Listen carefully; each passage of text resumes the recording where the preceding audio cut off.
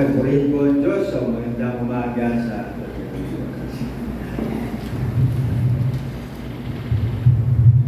magandang umaga po sa lahat. Marami mga nasa probinsya ngayon. Pero purihin ng Diyos at tayo po ay nandito ngayon makakarinig muli ng mensahe ng ating Panginoon. So samahan niyo po ako sa panalangin. Dakilang Diyos na makapangyarihan sa lahat na pupulit at papasalamat po kami sa pagkakataon na ibigay mo sa amin na makarinig ng iyong mensahe sa umaga. Salamat, wala kami sa mga lugar na kung saan ay merong katuluhan. Narito kami sa lugar ng payapa. Salamat sa umagang ito at hinihiling ko po, Panginoon, na ako po ay inyong tulungan, ang iyong banal na Espiritu, ang isang mamuna. At nawa po, Diyos, ay ikaw ang isang maitaas at maluwalhati sa umaga po ito. Dalangin ko rin ang mga kapatid na makikinig na ibukas mo ang kanilang puso at isipan upang ang mensahe nito ay maunawaan at tunay, O Diyos, na magrema sa aming mga puso. Maraming salamat at pinagkakatiwala ko po sa inyo ang gawain nito. Nawa, O Diyos, ang iyong banal na Espiritu ang siyang mamuna sa aming kalagitnaan. Ito po ang aming dalangin sa pangalan ng iyong mahal na anak sa Jesus. Amen. So marami po, ngayong araw na ito, siniselebrate natin yung muling pagkabuhay ng ating Panginoon at iba-ibang ginagawa sa iba't ibang iglesia. Sa mga nagdaang araw ay alam natin marami tayong mga alalahanin, marami tayong mga pangamba at nakikita natin yung mga nangyayari sa mundo ito. Pero when Jesus rose from the dead, He did not just conquer sin and death. He also brought peace that surpasses all understanding. Maybe today you are carrying fear, regret, or anxiety. Maaaring may pinagdaraanan ka na mabigat sa iyong buhay na kung saan yung peace feels far away. Parang napakalayo ng kapayapaan. Walang peace of mind. Pero mayroong isang good news. The same Jesus who stood in the middle of this great group of disciples and He spoke peace, sabi niya, sumayin niyo ang kapayapaan.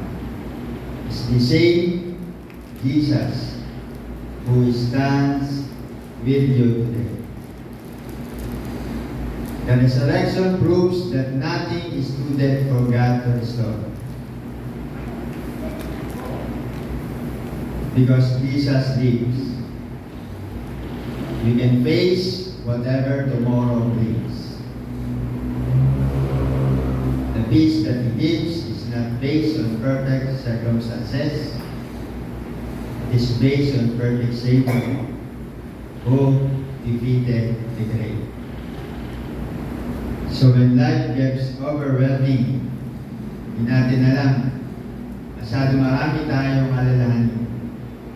Tandaan po natin, peace did not die on the cross. It rose with Jesus. Ngayon po ba? The world may face rising prices, unstable economies, uncertain future. Nanood ka ng mga balita, nakakita mo yung nangyayari. Oil, gasoline, and basic goods may continue to increase. Hindi natin alam kung hanggang kailan. But God's ability to provide does not rise and fall in the market. Yung kanyang provision is not limited ng inflation, shortages, or financial struggles. Minsan, God provides through opportunities. Minsan, through miracles we never imagined. Pero merong katotohanan. There is a truth that never changes. God is still our provider. God's provision never runs out. dapat lang natin gawin, trust Him, seek Him, and believe that even in difficult times, God will still provide. Naniniwala ba kayo? So let's celebrate because Jesus is alive and His peace reigns in our hearts. Yun yung ating.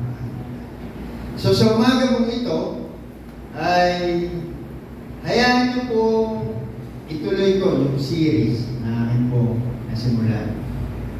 Ito yung pang-apat sa series na akin po, yung reveal. Ang sabi ko doon sa ating tinatalakay ay to physically reconstruct or to spiritually restore individuals and relationship back to God's intended design. So yung pag-reveal, meron tayong dapat ayusin sa ating relationship o anumang mga sira sa buhay natin o dapat ayusin sa church o sa ating personal na buhay.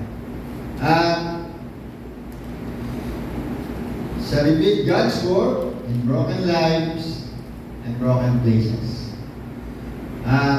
Ang una nating tinalakay ay yung return to God, restore worship,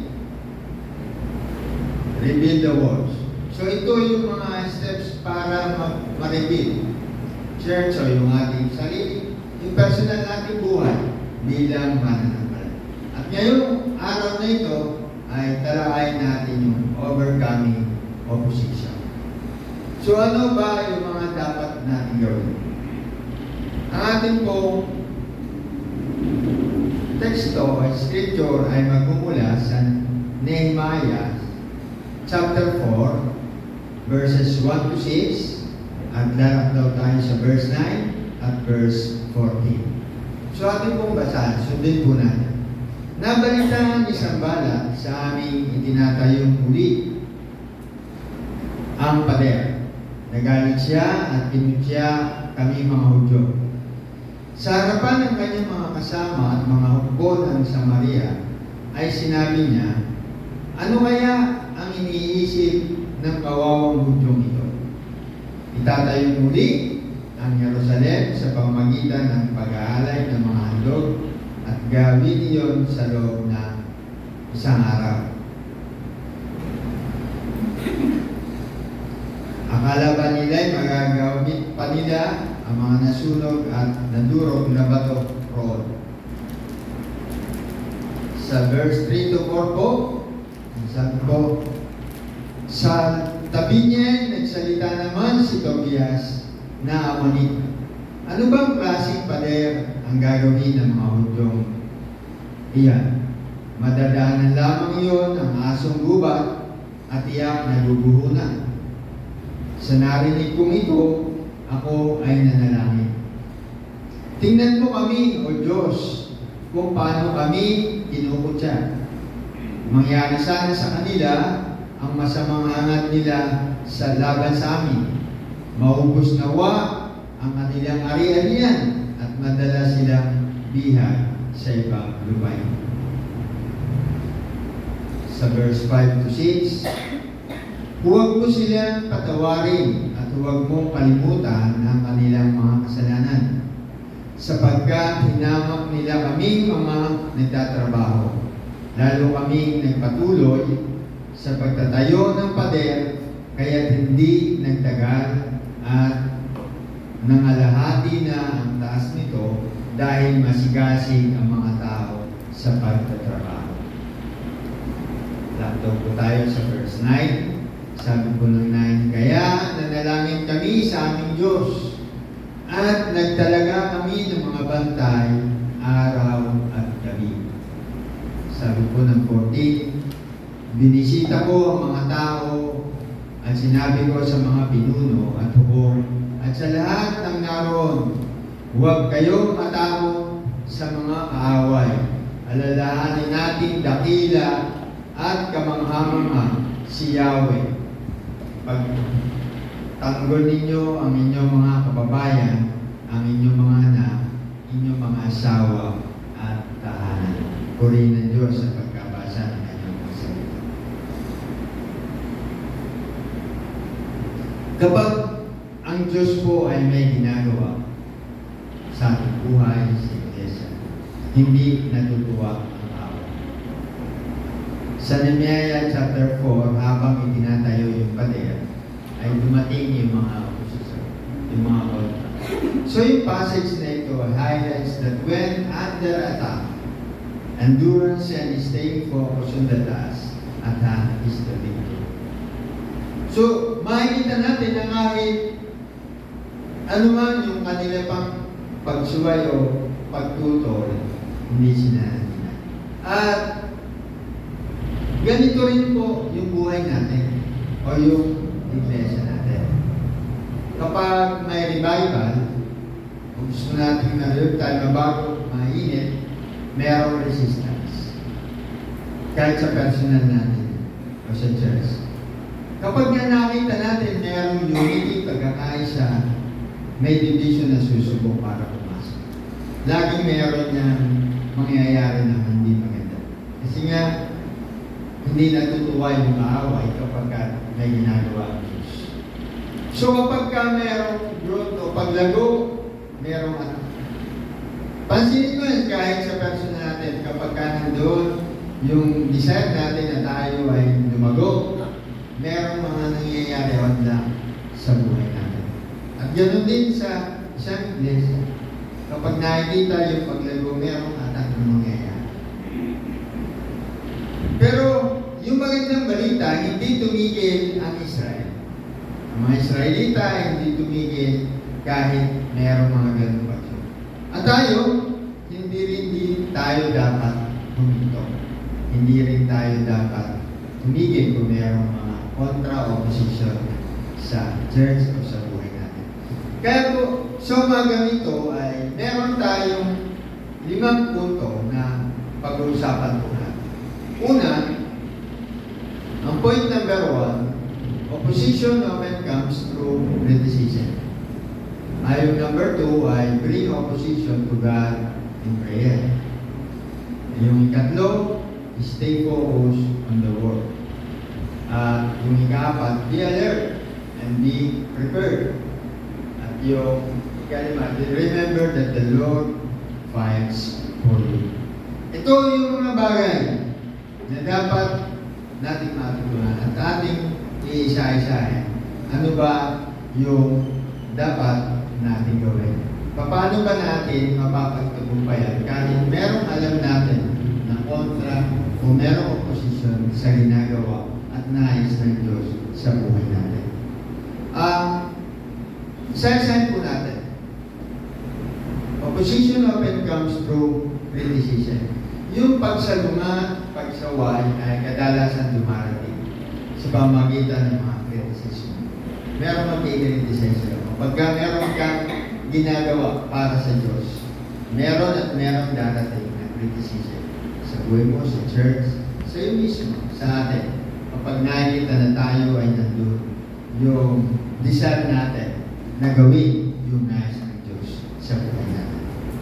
Sabi po sa verse 2, sa harapan ng kanyang mga kasama at mga hukbo ng Samaria ay sinabi, ano kaya ang iniisip ng mga kawawang mundong ito?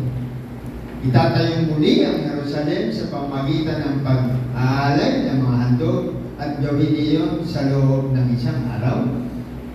Akala ko nila magagamit pa nila ang mga nasunog at nadurog na bato roon.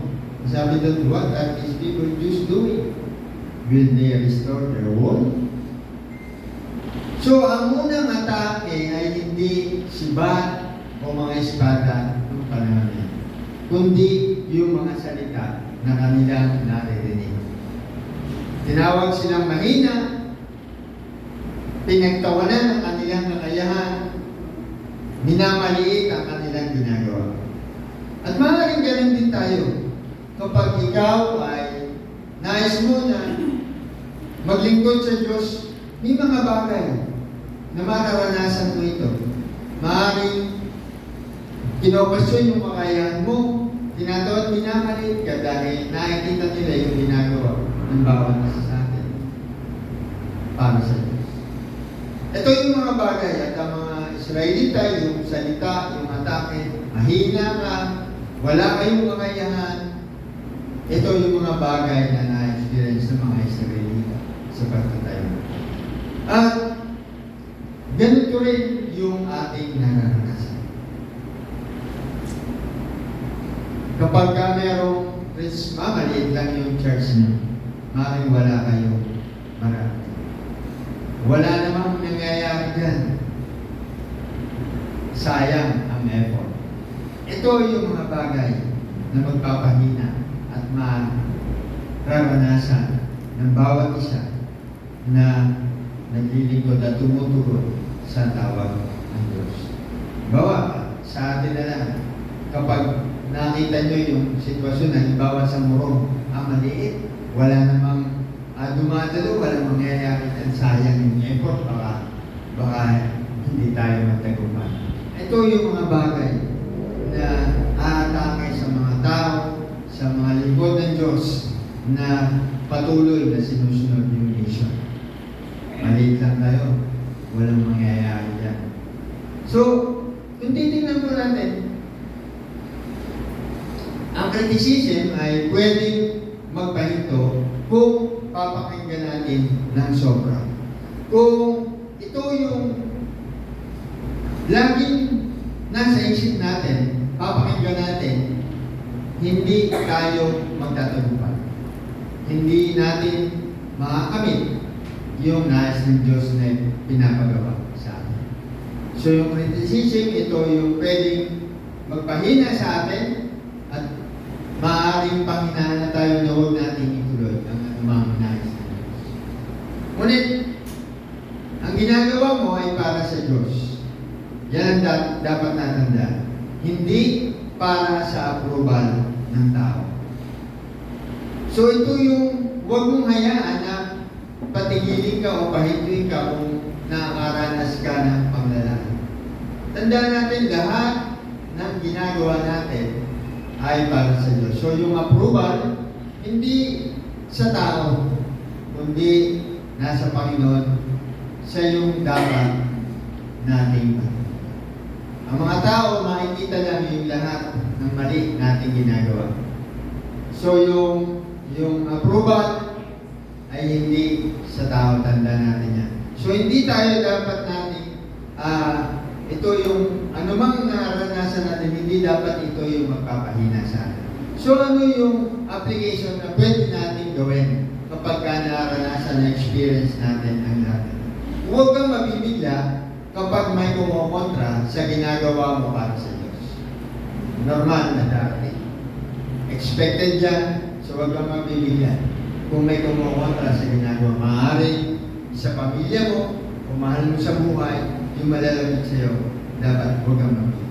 Kapag may nagsabi ng negative, huwag kagad panghinaan ng loob. Kapatid, sayang lang yung pagod niya. Huwag mo nang ituloy. Huwag mo nang gawin. At ang dapat natin gawin, i-remind natin yung sarili na kasama ito sa proseso ng pagsunod. Kasama ito sa proseso ng pagsunod. Sa ating bawat member sa church, dapat turuan natin mga kasamahan natin na normal yung challenges. Normal na darating. Hindi ito dahilan para tayo ay umatras. So kung tayo mayroong kasama na nakikita natin na parang nanghina, dapat sabihin natin na yung challenges sa pagsunod ay normal. So ano yung practical natin dapat gawin? Kapag may criticism, huwag agad mag-quit. Huwag agad mag-quit. Ipagpatuloy kung ano yung calling sa'yo. Ano ba yung tawag ng Diyos sa akin? So ito yung mga dapat at mahalagang bagay na dapat natin gawin. Kasi habang tayo ay sumusunod na lingkod, mararanasan natin. So, paano natin marireview yung ating personal o relasyon natin kung hindi natin ito bibigyan ng halaga? So, kapag may criticism, huwag mag-quit. Ipagpatuloy kung alam mo na ito yung tawag ng Diyos sa iyo. Ano po yung point number 2? So, huwag mong hayaang patigilin ka ng panglalaki. Palaging isipin mo ang mga bagay na yan kapag ito ay nakakaranas ng Panginoon. So, bring opposition to God in prayer. So, dalhin yung mga pagkontra, pagsalungan, dalhin sa Diyos sa panalangin. Ang sabi ng verse 4, doon sa ating binasa, sa narinig kong ito, ako ay nanalangin. Tingnan mo kami, O Diyos, kung paano kami kinukutya. Mangyari sana sa kanila ang masamang hangat nila laban sa amin. Maubos nawa ang kanilang ari-arian at madala silang bihag sa ibang lupain. Sabi doon sa English, hear us, our God, for we despise. So, hindi sila nakipag-away. Si Nehemiah, hindi siya nakipag-away. Hindi siya nakipag-argumento o nakipagtalo. Hindi rin siya gumanti sa anumang kanyang narinig. Ang ginawa niya, nanalangin siya. Yun ang kanyang unang. So, kapag may opposition, kapag mayroong kontra, tulad ng ginawa ni Nehemiah, hindi siya nakipag-argumento, nakipagtalo, hindi siya gumanti, ginawa niya ay nanalangin. So, kapag mayroong opposition, huwag mag-react. Huwag agad gumanti. At lalong higit, huwag agad mag-post sa FB. At sabihin natin ang ating mga narap. Normal. Ito yung normal sa atin, sa ating panahon. Kapag meron tayong kasamaan ng loob o ng away, hahanap tayo ng magpo-post agad tayo. Diba? Pero kung tayo ay nahilig magbukas, makikita natin ito. So kapag ka meron, huwag ka agad mag-react. Huwag ka agad gaganti o gagawa ka ng hindi maganda. At huwag ka, yun ang dapat natin pong tandaan. Na kapag ka meron nangyayari hindi maganda, yun ang mga bagay na hindi natin dapat tuloy. Manalangin muna tayo. Manalangin muna tayo. Yun po yung pinakamahalaga. Prayer is your first weapon, not your last option. At dapat anuman yung mga pinagdaraanan natin, ang first weapon natin sa kailangan ay yung pananalangin. Hindi yung last option. Hindi mananalangin tayo kapag nandun na tayo sa ating problema ang pinakaharap. Saka natin maalala si Lord kapag nandun na tayo sa panahon na hindi na natin tayo. So kapag tayo ay mayroong pinagdaraanan, dapat panalangin. Sa church, sa setting ng church, kapag mayroong issue o may tension, ang pinakamalakas na response ay prayer. Kapag sa isang grupo ay mayroong problema o may issue o tension na nangyayari sa small group, kaya na mayroon kayong mga iba-ibang mga Bible study group, ang pinakaunang response ay prayer. Yun po yung dapat natin gawin. So far, nang-reveal dito. Part para mabuo ng ating pagkakas. Kung ano yung wasak sa atin, ito ay kasama sa atin. So kapag mayroon tayong issue na dapat gawin o hindi tayo pinagkakaunawaan tayo, mayroon tayong misunderstanding sa ating mga small group, ang pinakalakas na response ay prayer. Ano man yung ating mga suliranin na pinagdaan sa pamilya, sa kaibigan, sa church, sa lahat, pinakamalakas na response ay prayer. So yun ang first weapon natin. Hindi dapat yun ang last option. Si Lord kung first. So, ano yung application natin? Paano natin ito magagawa? Kapag may issue o problema, huwag agad mag-react emotionally. Kasi ganun tayo, parang emotional, nasasaktan ka, parang na sagupa na ano ay yung ego mo o yung pride mo, naapakan. Yun ang dapat, huwag agad tayo mag-react emotionally. Ugaliing manalangin muna bago magsalita o gumawa ng anumang desisyon. Bago tayo gumawa ng desisyon sa ating kapwa o anuman, sino man ito, ugaliin muna na tayo ay manalangin bago tayo magsalita. Kasi pagka nakapagsalita na tayo, nakapagbitaw na, mahirap na. Nasaktan na kahit meron ng damage, meron ng lamang. So dapat ugaliin manalangin muna bago magsalita. So isipin muna natin, bago tayo magbitaw ng mga salita, na yung bibitawan ko ba ay tama ba yun? Makakasakit ba yun? Ito ba'y mag-glorify ba sila? So, ito yung problema sa atin. Mabilis tayo magsalita na hindi natin naisip. So, dapat, ano man yung ginagawang desisyon o gagawin natin, ugaliing manalangin muna bago magsalita. Sa church, sa atin, encourage yung prayer meeting, lalo na sa panahon na mayroong tension. Tawagin ng mga leaders, kailangan natin ito ipanalangin. Dahil mayroong problema na kinakaharap si kapatid, si brother o si sister. So ito yung dapat. At uli, iwasan ang gossip o chismis at reklamo. So yung pagkamarites, iwasan po yun sa isang grupo. Iwasan ang gossip at reklamo. At ang ipalit ay panalangin. Kaya ba natin gawin? Hindi.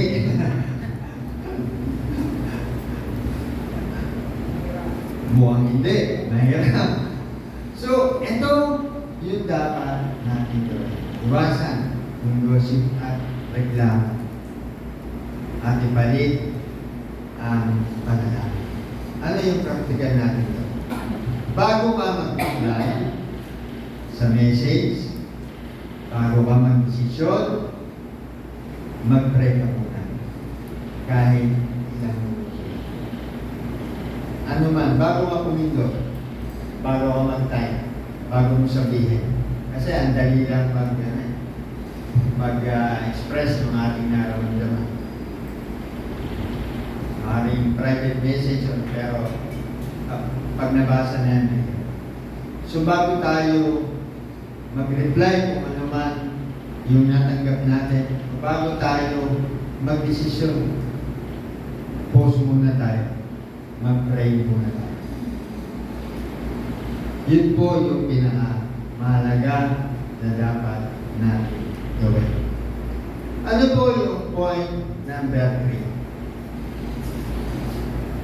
Stay focused on the work. So manatiling nakatuon tayo doon sa trabaho, sa mission, sa nakasan sa atin. So anumang ginagawa o anumang ministry ka meron, dapat manatili tayo na nakapokus. Sabi po sa verse 6, lalo kami nagpatuloy sa pagtatayo ng pader. Kaya't hindi nagtagal at nangangalahati na ang taas nito dahil masigasig ang mga tao sa pagtatrabaho. So we rebuild the wall for the people work with all their heart. Buong puso, nandun yung talagang desire nila na ito ay may tayo. So habang mayroong oposisyon, hindi tumigil ang mga Israelita. Sila ay nagpatuloy.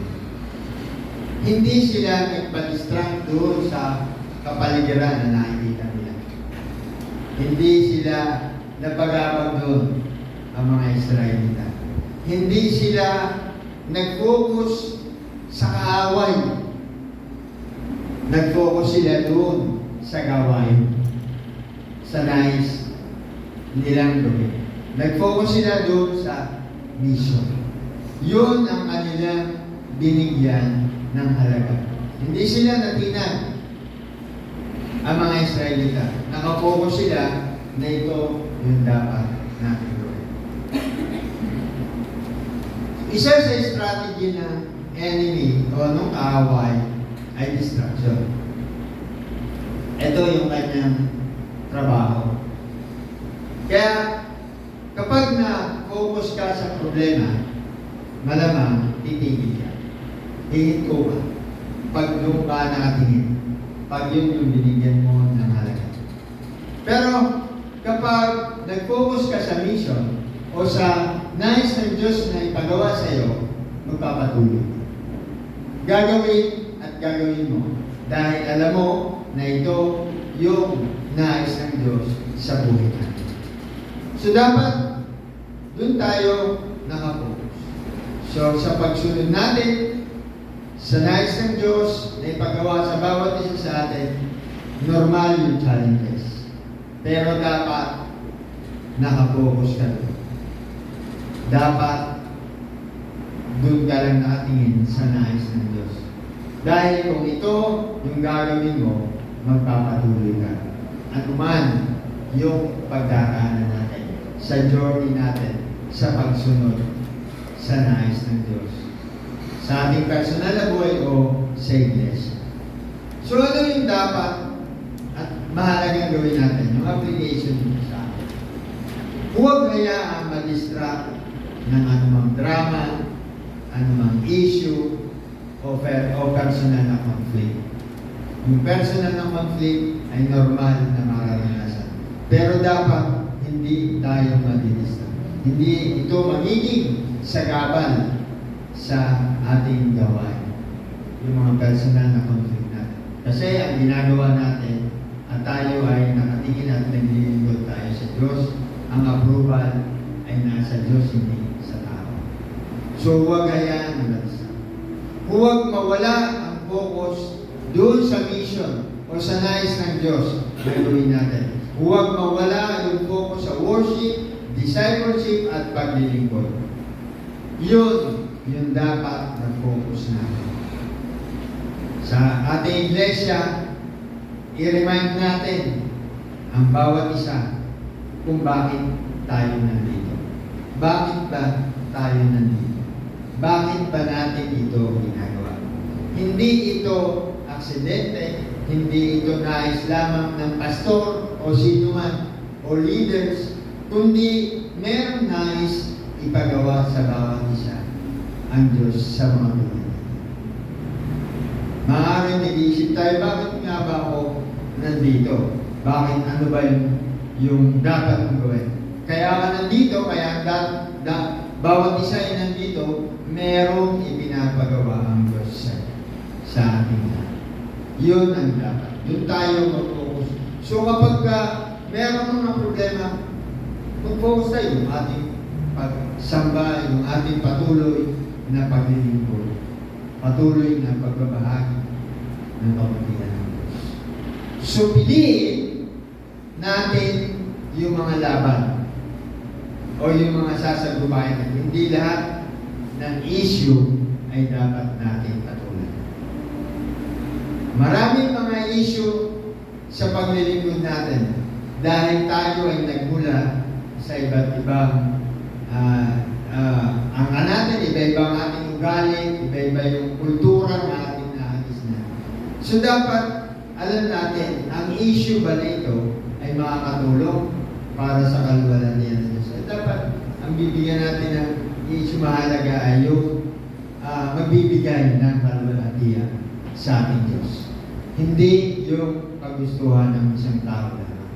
So yung practical na dapat natin gagawin, mga kapatid, kapag may distraction sa ating paglilingkod, ay ating itanong, makakatulong ba ito sa mission? Makakatulong ba ito sa nais ng Diyos ipagawa sa akin o hindi? Yun lagi ang itatanong natin sa ating sarili. Makakatulong ba ito? O kapag ginawa ko ba ito ay maluluwalhati ba ang Diyos? O ang mag-glorify yung sarili mo lang? Yun ang dapat lagi po natin gawin. Kapag may distraction, tanong natin, makakatulong ba ang mga bagay sa nais ng Diyos? O hindi? Yun ang malinaw na dapat natin bigyan ng pansin. Sa pagdaang natin sa ating paglilingkod, iba-ibang problema yung ating kakaharap. Iba-iba yung pagdaraanan. So, huwag hayaan ma-distract. Kung ano mang mga conflict meron, huwag tayong mawala doon sa focus na nais ng Diyos sa atin. At i-remind lagi natin yung ating mga sarili. Bakit ba ako nandito? Dahil kaya tayo nandito, merong nais pagawa ang Diyos sa bawat isa sa atin. Kaya tayo nandito, mahalaga kayo. Mahalaga ang bawat isa para sa gawain ng Diyos. So, ano po yung point number 4? Ang ikapat na punto na dapat natin mo, be alert and be prepared. So, dapat maging alerto tayo. Dapat maging handa tayo. Dapat lagi tayong handa. Sabi po doon sa verse 9, kaya nanalangin kami sa aming Diyos. At talaga kami ng mga bantay araw at gabi. Sabi doon, but we prayed for God and trusted in God. Hindi lang sila nanalangin ang mga Israel. Hindi lang sila nanalangin. Nagbantay din sila. Nagbantay din sila. Hindi yung panalangin. Hindi ko papasabi. Nagbantay sila. So, ito yung dapat natin gawin. Prayer plus action equals victory. Kung tayo ay nananalangin, pero dapat meron tayong gawin. Ano ba yung mga kakulangan? Ano ba yung pangangailangan? Ipinapanalangin natin ito, pero dapat meron tayong action na gagawin. At kapag pinagsama natin, panalangin at yung gawa natin, katagumpayan yung mangyayari. So kung nais natin na magtagumpayan ang Zion Worship Assembly sa mga nais ng Diyos, kailangan may panalangin at kailangan may action tayong gagawin. Hindi lang tulad ng mga Israelita, sila ay nanalangin, pero sila ay nagpanalangin. Sila ay may action na ginagawa. At ganun din po tayo. Dapat, kung ano yung ating sinasabi, kung ano yung ating nalalaman, ano yung ating ipinipreach, dapat gagawin natin. May action tayo dapat gawin. At hindi lang tayo ay nagpanalangin, kundi dapat magkasama ang mga bagay. So, hindi ibig sabihin na nagtitiwala tayo sa Diyos ay pabayaan na tayo. Nagtitiwala ako sa Diyos. Kailangan natin merong spiritual vigilance. Kailangan meron tayong wise decision. Kailangan meron tayong accountability. Kailangan meron tayong pagkikas. Unity. So yan yung mga dapat nating malaman. Hindi yung tayo nagtitiwala. Dapat ang decision ba natin ay tama? Dapat may accountable tayo sa mga aksyon na ginagawa natin. At palagi natin gagawin yung pagkakaisa. Merong unity sa body of Christ. Small group man yan, no naman dapat palagi meron tayo dapat gawin. So, spiritual vigilance, wise decision, accountability, and unity. Ito yung mga kasama na dapat nating pagtuunan at pagsumikapan na gawin. Sa bawat desisyon ba? Ito ba'y ayon sa kalooban ng Diyos? O yung natututunan ba natin ay nakabatay sa salita ng Diyos? Yung doctrine ba natin na ina-adapt ay tama? So, accountable tayo dapat sa mga ginagawa natin. At lalo higit, dapat palaging merong unity. Dapat meron. So, ang rebuilding, laging may spiritual battle. Lagi siyang may spiritual battle. Hindi natin ito may kaya. Palagi itong darating. Lagi itong kasama. Lagi may spiritual battle. Habang nakikita ng Diyos yung paglago mo, habang nakikita ng Diyos yung desire mo, habang nakikita ng kaaway na nandoon, nakapokus ka, meron kang desire na mag-grow, meron kang desire na akayin yung mga sin mong nais makakilala, habang nakikita ng kaaway na nagsusumigasig ka, palaging meron tayong kakaharapin na kasi ayaw ng kaaway na tayo ay nagtatagumpay sa gawain ng Diyos. So kapag sinusunod natin yung nais ng Diyos na gawin natin sa pag-rebuild natin, laging merong spiritual battle. So ano po yung dapat natin gawin? Ano yung application na dapat natin gawin para tayo ay maging matagumpay? So dapat magkaroon tayo ng balance. Mananalangin at tumikilos. Alam natin, dapat binigyan tayo ng wisdom, nais ni Lord. Dapat alam natin. So mananalangin, kumikilos tayo, gumagawa tayo. Maging aware tayo sa mga spiritual attacks sa buhay tayo. Ano ito? Yung temptation, yung mga tukso. Kasama yan, discouragement, nawawalan ka ng parang pag-asa, nanghihina, yung division. Ito yung mga bagay na makakasalubong, makakaharap natin. Palaging gagawa ang away para magkawatak-watak, mahati ang isang iglesia o ang isang mga grupo. So dapat aware tayo lalo na doon sa temptation. Dapat alam natin na mapapagtagumpayan natin yung temptation. Maraming temptation tayo sa na makasalubong sa araw-araw ng ating buhay. Ako ba ay magiging matapat? Magiging maayos ba o na ako ba ay madadala ng tukso ng bagay na hindi kalulugod sa Diyos? So dapat mga kapatid, aware tayo doon sa spiritual attack na mararanasan. Temptation, discouragement, at division. Yung division, normal to, gusto natin na hindi tayo maging solid o mabuo. Gusto magkawatak-watak. So dapat aware tayo sa ginagawa natin. Mag-set tayo dapat ng spiritual discipline. Ito yung mga application na dapat natin gawin. Mag-set tayo ng spiritual discipline. Ano ito?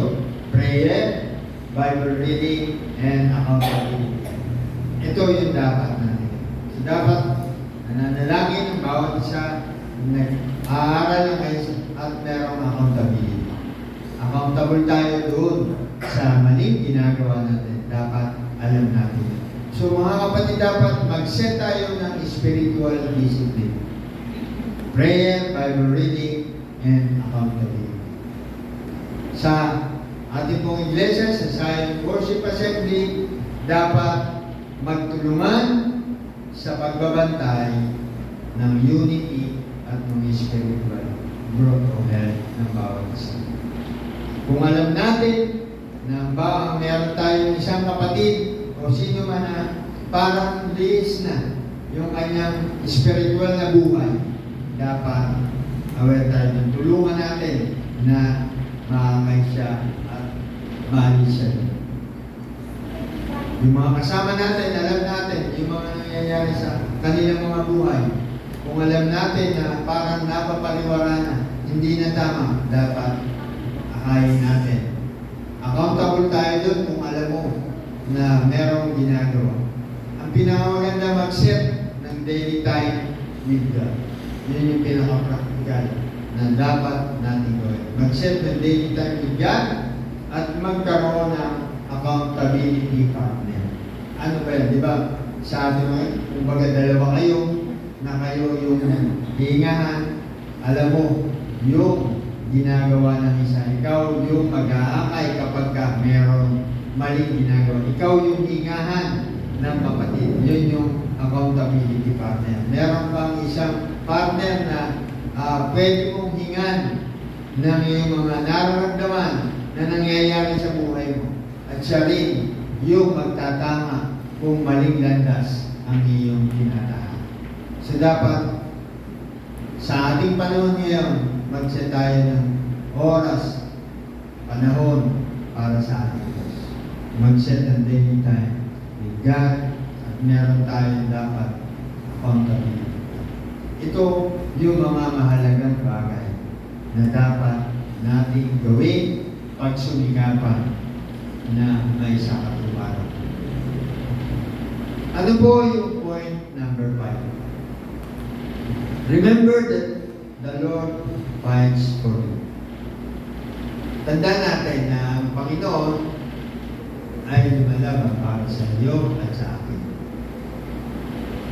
Sabi po doon sa verse 14, binisita ko ang mga tao at sinabi ko sa mga pinuno at hukong at sa lahat ng naroon, huwag kayong matakot sa mga kaaway. Alalahanin natin dakila at kamangha-mangha si Yahweh. Ipagtanggol ninyo ang inyong mga kababayan, ang inyong mga anak, inyong mga asawa, at mga tahanan. Sabi doon sa atin, don't be afraid. Remember the Lord who is great and awesome. So yung pinaka-encouragement na ginawa ni Nehemiah, sabi niya, remember the Lord. Alalahanin mo. So kapag tayo ay dumarating doon sa panghihina, alalahanin natin ang Diyos. So kapag nakatingin ka sa kaaway, matatakot ka eh. Kapag nakatingin ka sa Diyos, lalakas ka. Di ba ba? Kapag palagi tayong nakapokus doon sa kaaway, palagi kang takot. Nandun yung fear, nandun yung takot natin. Pero kung yung focus natin ay nasa Diyos, lalakas tayo. Kasi sa iyong kasama natin. Ang laban ay hindi laban natin. Ang Diyos ang tunay na defender natin ng kanyang. Siya. Palagi natin tandaan na kapag tayo ay nakapokus sa Diyos, na alam natin yung kanyang kabutihan, yung kanyang katapatan, alam natin na hindi niya tayo pababayaan o iiwan, lalakas tayo. Ang laban, ang defender natin ay si Lord. So anuman yung pagdaraanan natin sa mga darating na araw, palagi natin isipin at nakapokus tayo sa Diyos. Maaaring bukas hanggang sa Martes, kapag nakita nyo yung presyo ng diesel ay nasa 150 na, apektado na tayo na doon. Kahit wala po kayong sasakyan, apektado yung buhay natin. Lahat ay ginagamit nito. Hindi natin alam yung pwedeng mangyari sa Middle East habang nagkakaroon ng maguluhan, unstable yung situation. Pagka tayo ay doon lagi nakatingin, palagi tayong may takot. Di mo ba? Tatanda ko, no, umuwi ko ako sa Batangas kasi inihatid ko yung kapatid ko. At sabi ng iba, nagpadala na sila ng pera, pambili ng mga bigas, mga pang-stock nila, baka kung ano yung mangyari. So parang nagkakaroon ng panic, takot, hindi nila yung alam yung sitwasyon, baka mangyari. So kung ito lagi yung takot, ang iisipin natin, eh wala na tayong magagawa. Masisira na yung diskarte natin sa ating mga buhay. Hindi na natin makikita yung gagawin ng Diyos sa buhay natin. So dapat, nakatingin tayo sa ating Diyos. Yun yung ating titingnan. At panghahawakan natin yung kanyang mga makakot. Sa yung dependent natin. Tumaas man yan ng tumaas ang mga mangyari, kung meron tayong Diyos, magtiwala tayo na hindi niya tayo papagod. Normal, darating, makakaranas tayo, pero makikita natin yung miracle na gagawin niya kung patuloy tayo mananampalataya at maniniwala sa Kanya. Sa araw-araw ng buhay, mahirap po. Kahit tayo, dadating ang time na tayo ay mag-iisip, ano ba yung bukas na? Ano ba yung mangyayari sa atin? At nararanasan na po natin yan. Nararamdaman na natin yan. Nakikita na natin yan. So, lalo na tayo na nakadepende sa langis, lahat ng ano natin. So, merong uncertain talaga yung pwede mangyari. Marami tayong mga OFW na pwedeng maapektuhan ng buhay at yung ekonomiya natin ay maapektuhan. At habang tumataas yung presyo ng diesel, apektado tayo. Habang ang palitan ng peso at dala ay tumataas, apektado tayo. Kasi halos lahat ini-import ng ating at ito yung magbibigay ng takot sa bawat isa sa atin. Kung kapag tayo ay nakapokus doon, manghihina tayo. Baka may stress, ang kalabasan natin ay magkasakit pa tayo. So, iniisip natin yung mga negative na hindi naman pwede mangyari. Dahil ang Diyos, alam niya kung ano yung mabuti. Ang dapat lang natin gawin ay patuloy na magtiwala sa Kanya. Patuloy na mananampalataya sa Kanya. So, nalampasan natin yung pandemic, malalampasan din natin ang mga bagay. Naniniwala po ba kayo? So, kailangan po lamang yung ating panalangin at pagtitiwala sa Diyos. At sa kabila ng pinagdaraanan natin ito, hindi tayo dapat hihinto kung anuman ang ipinapagawa ng Diyos sa atin. So, ano yung mga dapat natin gawin? Ano yung application? Kapag natatakot ka, alalahanin mo kung sino ang Diyos mo. Sino ba yung Diyos mo? Ang Diyos natin yung mapagmahal, may awa, alam yung ginagawa. Yun lagi yung isipin na ang Diyos ko ay makapangyarihan sa lahat. Huwag mong akuin lahat ng laban. Ipagkatiwala mo ito sa Panginoon. Kung alam natin, sa tingin natin hindi kaya, Lord, sinusurrender dito siya. Ikaw na yung lahat. At i-declare mo yung mga pangako ng Diyos sa buhay mo at sa iglesia mo. I-declare mo, angkinin mo yung kanyang mga pangako. Na ang kanyang mga pangako kailanman ay hindi magbabago. Angkinin mo sa sarili, sa iyong personal na buhay, angkinin mo na sa ating iglesia. Na kahit kapos tayo, kahit makita natin na hindi sapat yung fund natin, ang Diyos ay kailanman hindi magbabago. So, hindi tayo dapat panghinaan. Baka hindi na natin may tuloy ito. Kasi ito lang yung nakikita natin. Ito yung nakikita natin, pero hindi natin nakikita yung nakikita ng Diyos para sa atin. Na mas malawak yung kanyang nakikita at alam niya kung ano yung dapat natin. So ano ba isang application? Sa gitna ng struggle na pinagdadaanan, piliin mo magtiwala kaysa matakot. Sa anumang struggle na pinagdadaanan, piliin mo na magtiwala ka sa Diyos at huwag kang matakot. So yung praktikal na dapat natin gawin kapag overwhelmed ka, hindi mo na alam kung ano yung gagawin mo. Sunod-sunod na pagsubok yung pinagdaraanan mo. Sabihin mo, Lord, Ikaw ang lalaban para sa akin. Ikaw yung bahala sa mga struggle na yun yung dapat natin gawin. Lahat tayo ay nakakaranas ng paghihina. May mga pagkakataon, kahit pastoryan, sino mga leaders, dumarating.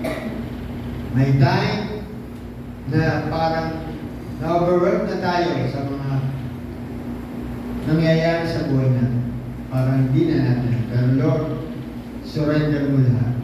Ikaw ang lalaban para sa akin. Ikaw ang Diyos na magbibigay ng tagumpay sa akin. Ikaw yung Diyos na mag-provide ng lahat ng aking pangailangan. Ikaw ang Diyos na magbibigay ng kalakasan at kagalingan para sa akin. Yun yung dapat na gawin.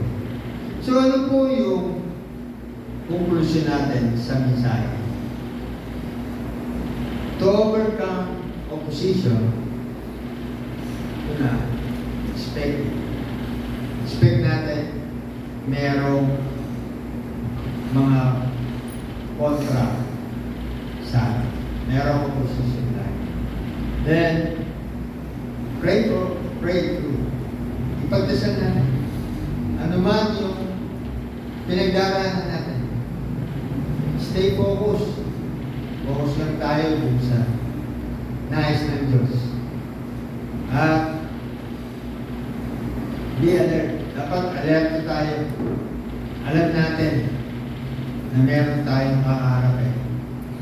Remember, God fights for you. Yun yung pinaka dapat natin tandaan. Tandaan natin na ang Diyos ang lalaban. So,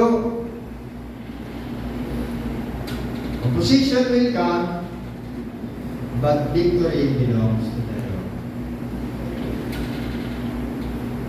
Meron na tayong pagdaraanan, pero yung matagumpayan sa Lord. From God, biyahe. So, ano yung dapat natin gawin? Ang opposition ay hindi handa. Ito ay pagkakataon para kung makita ang katapatan ng Diyos. Ang oposisyon o hadlang o sagapan ay hindi hadlang sa anumang nais ng Diyos na ipagawa sa atin. Ito ay pagkakataon para makita natin yung katapatan ng Diyos sa buhay natin at sa iglesia. Ito. Part ito kapag ka natuto, ikaw o ako ang church na hindi natitinag, marunong manalangin, focus doon sa mission ng Diyos, nagtitiwala sa Diyos, walang oposisyon na mga pagpigil sa ginagawa ng Panginoon. Kapag ito yung nasa buhay natin, hindi tayo natitina, hindi tayo nangihina, kung ano man ang dumarating sa ating buhay, marunong tayo manalangin, focus tayo dun sa nais ng Diyos na ipagawa sa buhay natin, nagtitiwala tayo sa Kanya, walang adlang o oposisyon na makapipigil sa ginagawa ng Panginoon sa buhay natin. Yun yung dapat nating pangawakan. Ng Diyos ay makapangyarihan sa lahat. Alam niya yung pinag-aaralan natin. Alam din niya yung puso natin. Alam niya yung mga karakter natin. Alam niya yung desire natin. At alam niya yung mga plano natin. So anuman yung ginagawa po natin, sabi nga ang Diyos, ang mahalaga yung karakter natin, hindi yung comfort natin. Yung puso natin, ang tapat, yun yung mahalaga sa atin. Kung ang ginagawa natin ay para lang magkaroon ng approval ng tao, walang sense. Ang mahalaga, yung puso natin. Ginagawa natin ang lahat ng ito para sa Kanya kalwalhatian. Ginagawa natin ito dahil mahal natin ang Diyos. Dahil kung hindi natin mahal ang Diyos, hindi naman natin kaya gawin ang mga bagay na ito. Hindi para sino man, kundi nais lang natin tuparin yung nais ng Diyos sa mga buhay natin. So tandaan po natin, anuman ang oposisyon o hadlang o palangit, hindi po ito hadlang. Ito yung pagkakataon para makita natin yung katapatan ng Diyos sa buhay. Tandaan po lagi natin. Kapag tayo natuto, hindi tayo matitinag, marunong tayo manalangin, focus tayo at nagtitiwala tayo sa Diyos, walang oposisyon. Magtama. Ang katagumpayan ay nasa atin.